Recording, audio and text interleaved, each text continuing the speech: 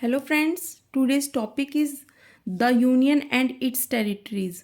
देखिए, इससे पहले हमने शेड्यूल पढ़े थे। आज से हम पार्ट्स स्टार्ट कर रहे हैं और आपको पता होना चाहिए पार्ट्स हमारे 25 हैं। तो हम फर्स्ट पार्ट से स्टार्ट कर रहे हैं। फर्स्ट पार्ट क्या है हमारे कॉन्स्टिट्यूशन का? The union of its territory.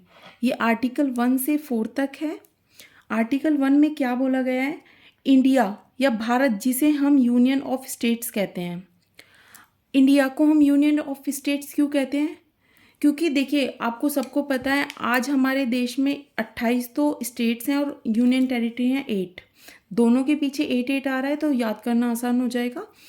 और यूनियन क्यों कहा गया? क्योंकि एक ही देश में इतने सारे राज्य हैं, इसलिए इसे यूनियन कहा गया। और एक बात और ध्यान रखिएगा, जैसे मानिए कोई राज्य भारत से अलग होना चाहता है, वो नहीं हो सकता।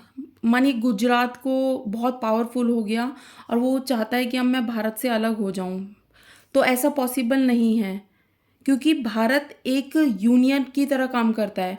इसलिए अब किसी भी राज्य को ये पावर नहीं है कि वो भारत से अलग होकर अपना एक नई कंट्री या नया देश बना ले। ठीक है, अब आते हैं आर्टिकल 2 में। आर्टिकल 2 क्या कहता है? Admission establishment of new states. ये क्वेश्चन, ये ना बहुत ध्यान से सुनिएगा। आर्टिकल 3 और ये इसमें बहुत माइनर सा फर्क है। आर्टिकल 2 में कहा गया है एडमिशन और एस्टेब्लाइज होंगे न्यू स्टेट्स, बट जो पहले से इंडिया का पार्ट ना हो। अब फॉर एग्जांपल हम भूटान को ले लेते हैं। जैसे हम भूटान को सोचते हैं कि हम अपने देश में उसको ऐड कर लेते हैं, मिला लेते हैं, तो ये तो आएगा आर्टिकल 2 में। लेकिन आर्टिकल 3 में क्या कहा गया? न्यू स्टेट बनाना, बट वह पहले से ही इंडिया का पार्ट होगा। जैसे कि आंध्र प्रदेश, आंध्र प्रदेश से हमने तेलंगाना को अलग किया, तो ये पहले से ही आंध्र प्रदेश भारत का भाग था, तो इसीलिए वो आएगा आर्टिकल 3 में। तो कंफ्यूज मत होइएगा, फिर से हम एक बार पढ़ते हैं। जैसे आर्टिकल 2 में क्या है?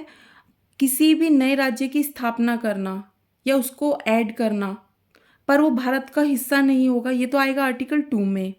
लेकिन जो पहले से ही भारत का हिस्सा हो और उसी राज्य को हम किसी मतलब 2 भागों में बांट देते हैं, वो आएगा आर्टिकल 3 में।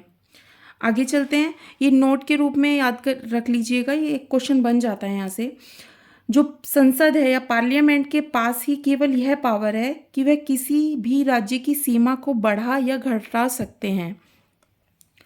मतलब अगर किसी की सीमा की बाउंड्री को बढ़ाना है तो भी वो पार्लियामेंट ही बढ़ा सकती है, और घटाना है तो भी पार्लियामेंट घटा सकती है। और क्या कर सकती है पार्लियामेंट? संसद राज्य के नेम को भी बदल सकती है। अगर किसी राज्य का नाम बदलना चाह रहे हैं संसद, तो वो बदल सकते हैं। इसमें स्टेट का कोई रोल नहीं होगा कि स्टेट चाहे तो वो अपने राज्य का नाम बदलते नहीं बदल सकता। जब तक संसद की मंजूरी नहीं होगी वो ऐसा नहीं कर सकते। ये लास्ट आर्टिकल है, आर्टिकल 4। आर्टिकल 4 में क्या कहा गया है?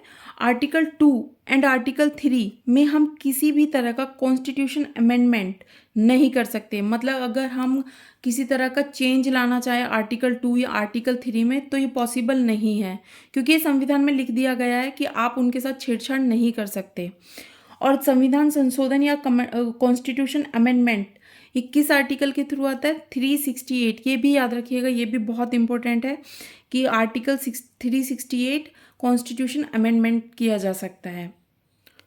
आज के लिए इतना ही। अगर आपको वीडियो पसंद आई हो तो लाइक कीजिएगा, सब्सक्राइब कीजिएगा और ऐसे ही पढ़ते रहिएगा। Thank you so much, take care, bye bye.